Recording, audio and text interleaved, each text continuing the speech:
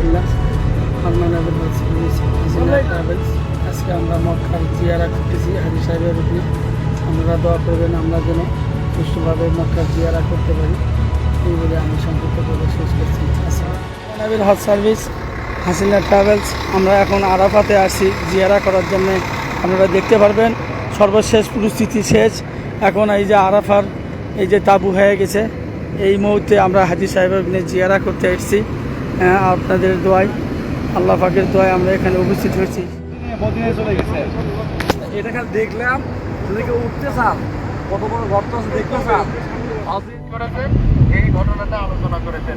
তিনি বলেছেন যে সেই সময়ে যখন তোমাদের দুইজনের একজন বলেছিল যে আমরা তো ধরা পড়ে গেলাম, তো তখন আল্লাহ রাব্বুল আলামিন আল্লাহর হাবিব সাল্লাল্লাহু আলাইহি সাল্লাম যে কথাটি বলেছিলেন যে হে আবু বকর লা তাহজান ইন্নাল্লাহা মা'ানা, হে আবু বকর তুমি কি হয় না, চিন্তাগ্রস্ত হয়ে না, হতাশ হয়ে না, ইন্নাল্লাহা মা'ানা।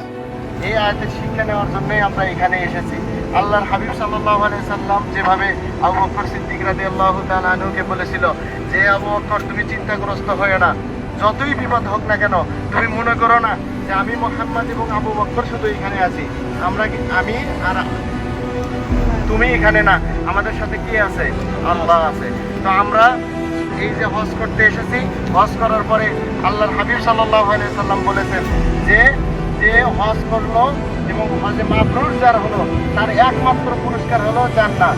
এটা তো আখিরাতের বিষয়, কিন্তু এই দুনিয়াতে আমাদের শিক্ষা হলো যে হজ করার পরে আল্লাহকে পরিপূর্ণভাবে বলি হিসেবে, বন্ধু হিসেবে গ্রহণ করার পরে এমন কি হবে, এমনও সময় আসতে পারে যেই সময়ে হয়তো সেই সময়ে আপনার আবু বকর রাদিয়াল্লাহু তাআলা আল্লাহ রাসূল ছিল, কিন্তু এখন আপনার সাথে আর কেউ থাকবে না। এমনও হতে পারে যে পরিবারের মানুষ বিচ্ছিন্ন হতে পারে, এমনও হতে পারে আপনি নামাজ পড়ার কারণে আপনার বন্ধু দুইজন চলে যেতে পারে।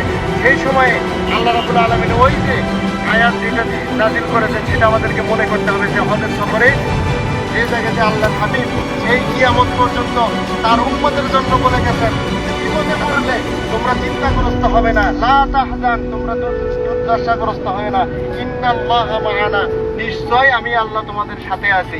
এটা আমাদেরকে মনে করতে হবে, এটা আমাদেরকে স্মরণে রাখতে হবে।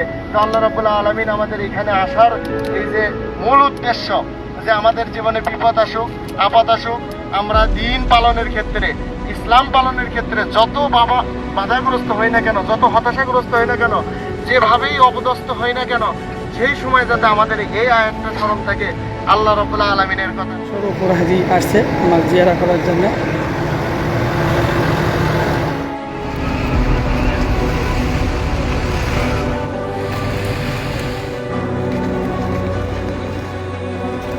প্রদীপ জন হাজি আমাদের, তার ভিতর কিছু হাজি অসুস্থ আসতে পারে না, বাকি হাজি সব নিয়ে আসছি। এই টাইমে যে আসতে পারছেন ধন্যবাদ। এটা সব আমরা আগে ছিল না এরকম, এই 2 বছর 22 সাল থেকে গেলে করছে। হ্যাঁ, আগে ছিল না এরকম। আসেন পিছনে আর কি আছে আবদিন ভাই। আল্লাহ পাক আমাদের উপস্থিত করছে, আল্লাহ পাকের কাছে শুকরিয়া আদায়। এখন শেষ সময় আরাফাতে ঢুকতে দেয় না, আল্লাহ পাক আমাদের শেষ টাইম জবলের রহমতের পাহাড়ে ওটা তৌফিক করছে। আমরা হজের দিনে এত পরিমাণ লোক, এখানে ওঠার কোনো পরিবেশ হয় না, সেখানে আমরা আসছি। আমরা সব হাজি সাহেব দিয়ে জবলের রহমত পাহাড়ে উঠবো ইনশাল্লাহ। আমাদের জন্য দোয়া করবেন। এখানে হজের দিনে আমরা উঠতে পারবো না, হজের দিনে আমরা তাঁবুতে থাকবো। তার আগে হজের আগে মুহূর্তে আমরা আমাদের হাজি সাহেব নিয়ে আমরা জবলের রহমতের পাহাড়ে উঠবো, এই আশা প্রত্যাশা করছি। আমাদের দায়িত্বে থাকেন, এই আরাফার পরিস্থিতি দেখতে পারবেন। আমরা এখন আরাফার ময়দান, এই যে আরাফার ময়দান, এখন আমরা উপস্থিত হয়েছি।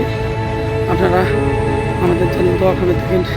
এত পরিমাণ পুলিশ, এত পরিমাণ সিকিউরিটি, এখনও দেখেন আপনারা দেখতে পাচ্ছেন পুলিশের গাড়ি একবার এত স্বেচ্ছাসেবক পুলিশ, এই যে তারা অসুস্থ হবে তাদের ট্রেনিং চলতেছে। দেখেন লাইব্রেরি আরাফার দিনকে কেন্দ্র করে। জাবালের রহমত আমরা অনেক অর্থী, এই রহমতের নামে মানুষ দাঁড়িয়ে আপনার দিয়েছিলেন।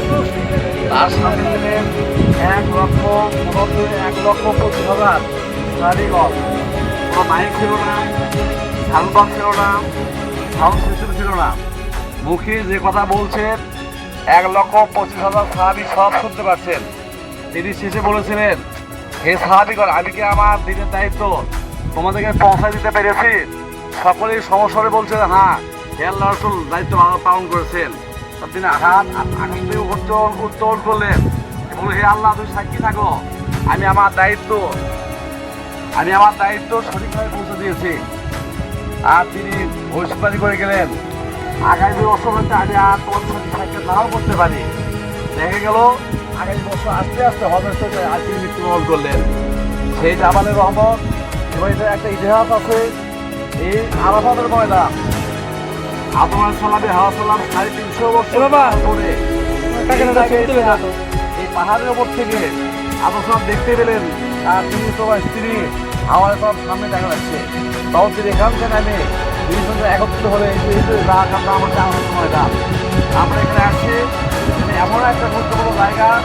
আল্লাহ রাসূল বলছেন, আল্লাহ নিজেও বলছেন হাদিস কুদসিতে আছে, যদি কোনো আল্লাহর বান্দা মনের দেওয়ার করতে গেলে আসো পর্যন্ত আর আমাদের মনে অবস্থান করে তার জীবনে করে আল্লাহ মাফ করে দেন। ওই হয় আল্লাহ রাসূল বলছেন, আজকে মাবরুর জান্নাত, আজকে মাবরুরের বিনিময় আর কিছু নয়, শুধুমাত্র জান্নাত। জান্নাতটা কত বড় যাতে আমরা জানি না। একজন জান্নাতের প্রশস্ততা আসমান জমিনের সমতুল্য। আসমান জমিনের দূরত্ব কতটুকু? বর্তমান জামানায় সবচেয়ে দ্রুতগামী যান যাকে বলা হয় রকেট। রকেট যা যায় 1 সেকেন্ডে 2,86,000 মাইল। এমন ধরনের রকেট যদি 500 বছর যায়, যত দূর যাবে জান্নাতের জায়গা এতটুকু হবে একজন মুমিনের জন্য। আল্লাহ রাব্বুল আলামিন বলছেন, ওয়ালিমান খাফা মাকামা রাব্বিহি জান্নাতান, যে বান্দা আমি আল্লাহকে ভয় করবে, আমার কাছে দাঁড়িয়ে আসলে ময়দানে হিসাবদারি ভয় করে সমস্ত প্রকার অন্যায় থেকে নিবৃত থেকে জীবন যাপন করে, আমি আল্লাহ তাই 2টা জান্নাত দেব, একটা 2টা জান্নাত। আমরা এই জান্নাতে আশা করি না? অবশ্যই করি। আল্লাহ যেন আমাদের এই আরাফাত ময়দানে জীবনে গুনাহ মাফ করে দেন, তওবা কবুল করেন এবং জান্নাতের জন্য ঘোষণা করেন। তো এই জন্য সকল মিলে আমিন। আসসালামু আলাইকুম ওয়া রাহমাতুল্লাহ। সবাই আসেন, সবাই আসেন।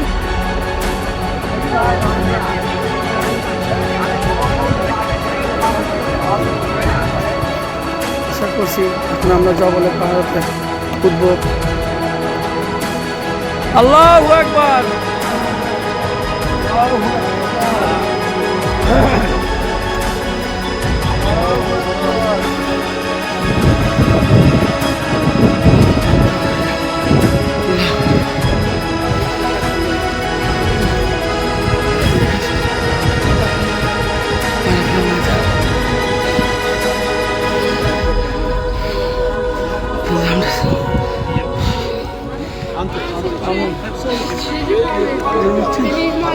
পানি খাবেন? একটা বোতল পানি না সিঙ্গারা পানি নেই, খাই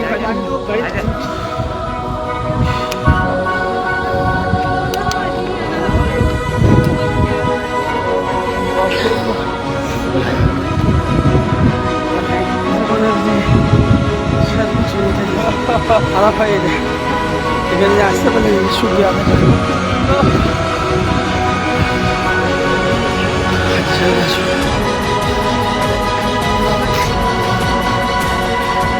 আমার হাজিরা সবাই খেলাইনি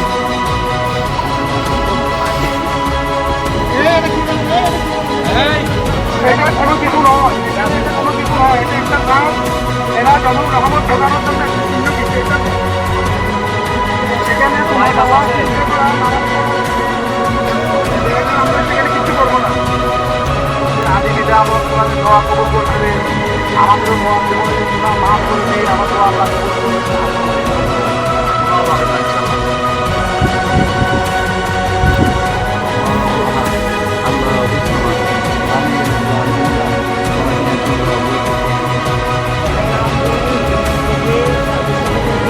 আলাইকুম।